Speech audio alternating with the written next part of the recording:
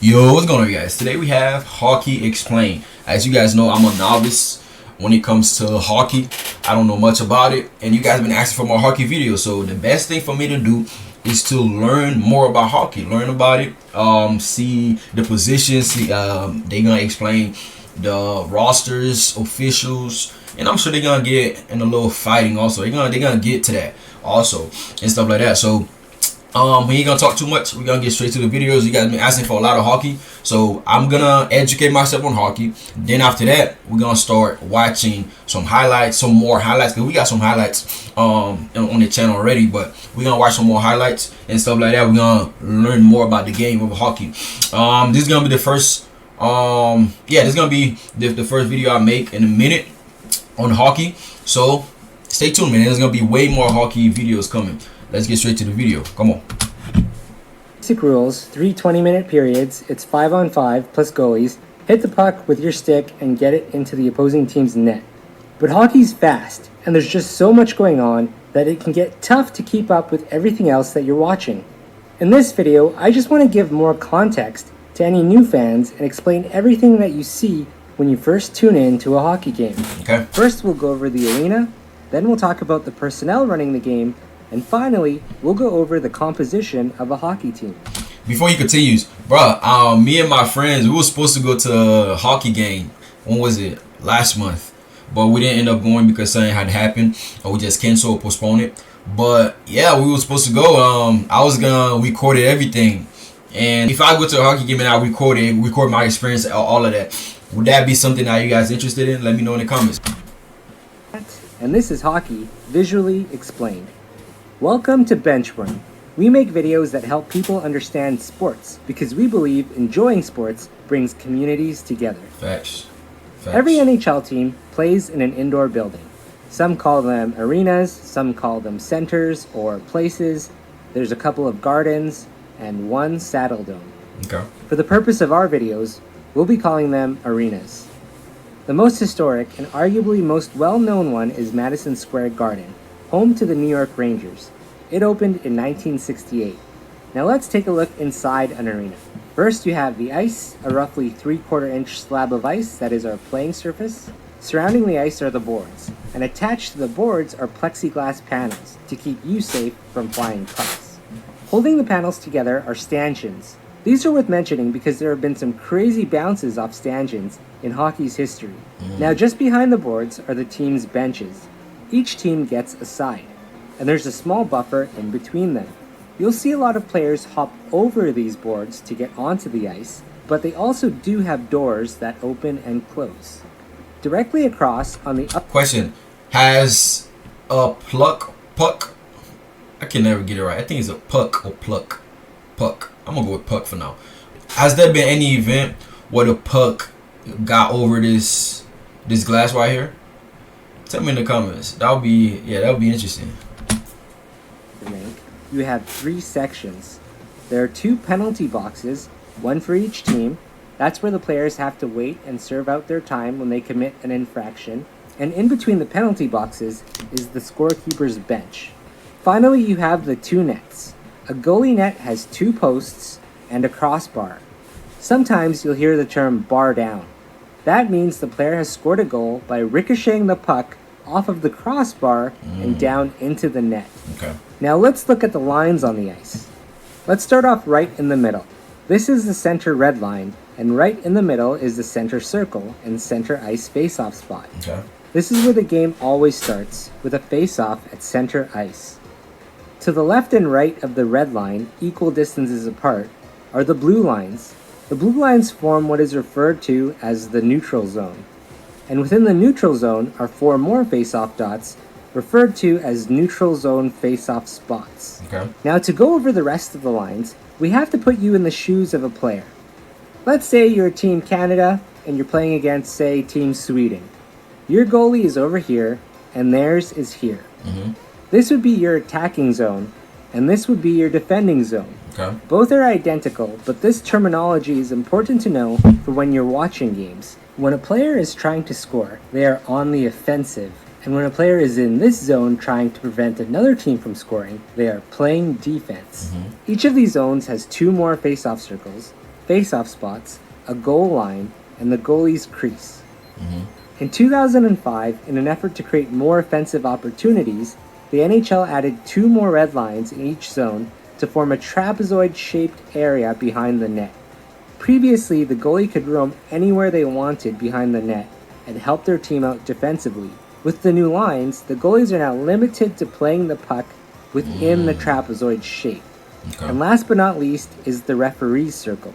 While it doesn't affect play at all, this is the area where the referees congregate. Now let's talk about personnel. It's easy to spot the players, but who is everyone else that you can see? While each arena's personnel may vary, the IIHF Off-Ice Officials Handbook states that the scorekeeper's bench is meant for the scorekeeper, 2 scorekeeper assistants, the timekeeper, and the announcer. And right beside, each penalty box has a penalty box attendant, whose main role is to keep track of all the penalty times and usher the players in and out. And of course, you have the on-ice officials comprised of 2 referees and 2 linesmen. Now, let's talk about the hockey teams. Let's start with looking at the composition of a roster. Okay. Each team dresses 20 players per game. You have 20? 12 forwards, 6 defensemen, and 2 goaltenders.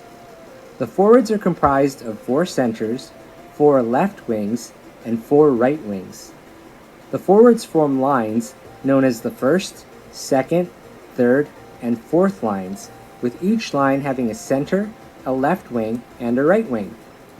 The first line is normally the team's best scoring line, Okay. while the fourth line is usually used more in a defensive capacity. You might also hear the term top 6 forward. This means that the player has the offensive skills that make them a number 1 or number 2 line player. You might also hear the term top 9, which refers to the top 3 lines, or the term bottom 6, which refers to the bottom 2 lines. Line mates practice together and for the most part stick together in games. This is an important concept to understand, as great lines in hockey are often discussed and even get nicknames. Some of the best names for lines in hockey's history include the West Coast Express, featuring Marcus Naslund, Todd Bertuzzi, and Brendan Morrison, the Legion of Doom, featuring Eric Lindros, John The Legion of Doom. Yeah, I know the Legion of Boom. The Legion of Boom. Yes, that's the defense. That's the Seattle defense. If you watch the NFL, the Legion of Boom. That was with Richard Sherman, Michael Thomas. Forgot his name, but yeah, that was a nice defense to watch if you watch football. But I didn't know there was a Legion of Doom. Michael It's Renberg, interesting. and the production line featuring Gordie Howe, Sid Abel, and Ted Lindsay. Defensemen are split up into groups of 2 into what are called defensive pairings or pairs. So you'll notice there are 3 groups of defensemen and 4 groups of forwards. This is why when you look at a timesheet of a game, defensemen usually have more play time than the forwards. And lastly, there are 2 goaltenders, a starting goalie and a backup goalie. The starting goalie will play the entire game, with the backup available in case of injury or in case the starting goalie is just not having a good day. During the course of a season, these players will split the games, usually with one goalie playing more games than the other. The exact number of games, however, varies by team, with some backups only playing a dozen or so games and some others hitting the 30 mark. Some teams even split the duty almost evenly when they aren't sure who their starter should be. Alright, let's get to the ice. During a game, you'll have 6 players on ice per team at a time. You'll have the starting goaltender, 1 line of forwards, and 1 defensive pair. That leaves the backup goalie, as we mentioned, but there's also 3 lines and 2 defensive pairs left on the bench, waiting for their time to get on. Unlike a sport like soccer or basketball, player changes happen frequently, with players rotating on and off the ice every minute. And lastly, on each bench are the head coach, assistant coaches, and support staff that can include trainers, equipment managers, and more. There's a lot more people that make the game, like the Zamboni driver, and the people that clean the ice during commercial breaks, and the mascots, and of course the crowd.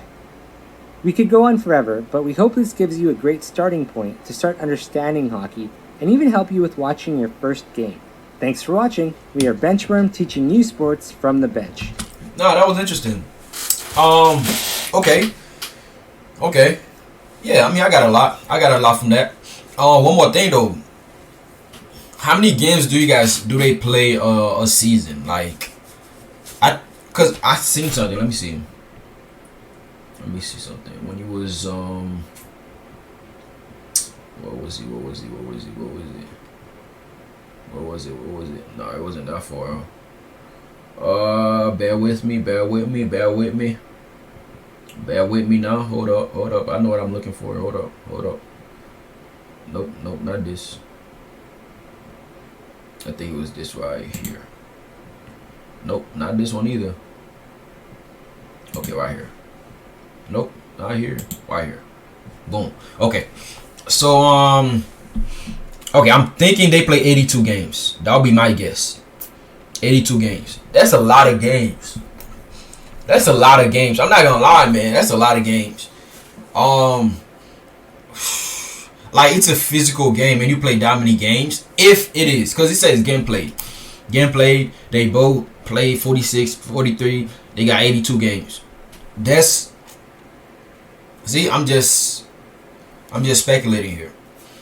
But if they play 82 games, that's a lot. Like, especially because they hitting a lot. It's physical. I'm pretty sure, like, people get hurt all the time. You feel me? Like, I compare hockey to football, right? American football at that. Like, bro, playing 82 games in American football is crazy. You feel me? Yeah, that's crazy. But I mean, hey, again, I don't know. Maybe I'm just, I don't know what I'm talking about. But tell me in the comments, man. What do you guys think? Like, to me, that would be crazy. Like, you getting hit that much, you always on the floor, you're always getting hit on the glass and stuff like that. I don't think 82 games I think 82 games is kind of crazy, if I'm being honest. But what do I know? I don't know the game like that. You guys would know more than I do. So please tell me in the comments what you think, man. This was a good video. I really liked the video. I learned a lot. Learned how the game started, the zones, how many players on the team, stuff like that. Yeah, so that was a good video. Yeah. Thank you guys for watching with me. I do appreciate it. We will be doing way more hockey videos on this channel going forward. I'll catch you on the next one. Bye bye.